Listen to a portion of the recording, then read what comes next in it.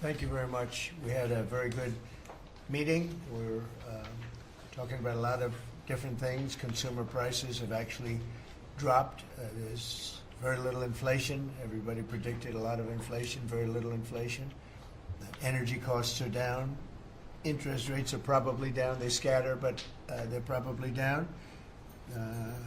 Prescription drug prices are even to down.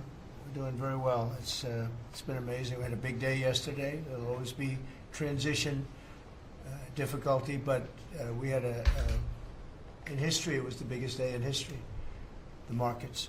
So we're very, very happy with the way the country's running. We're trying to get the world to treat us fairly.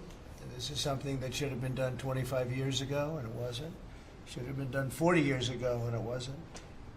But no president was willing to take it on, but you had to. It's not sustainable. It wasn't sustainable. And as you know, without a lot of money being added, this is a lot of money that we could add, the country is making approximately $2 billion a day. And when you think of it, we've never done that before, never come close to it. And the number is probably $3.5 billion a day. And that makes us a very strong country. But we have Scott here and Howard and some of the people that are working on deals. And the biggest problem they have is they don't have enough time in the day. Everybody wants to come and make a deal. And we're working with a lot of different countries.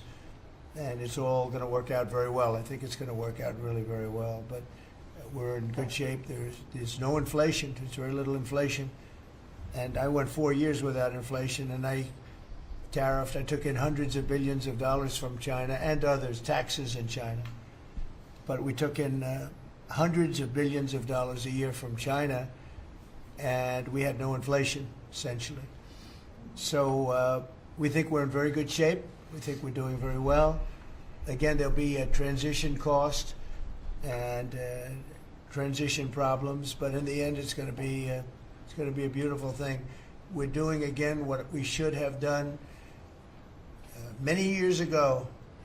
We let it get out of control, and we allowed some countries to get very big and very rich at our expense, and can't let that happen.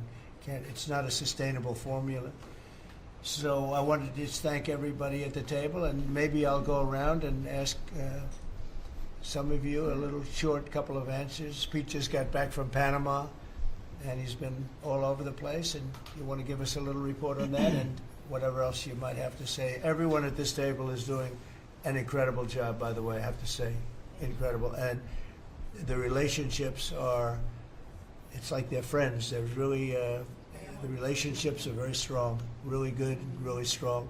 And these meetings are very good. And I think, I don't believe there's any other president that allowed the press to come into a meeting such as this. These are very sacred meetings. These are very private meetings, but we have nothing to hide.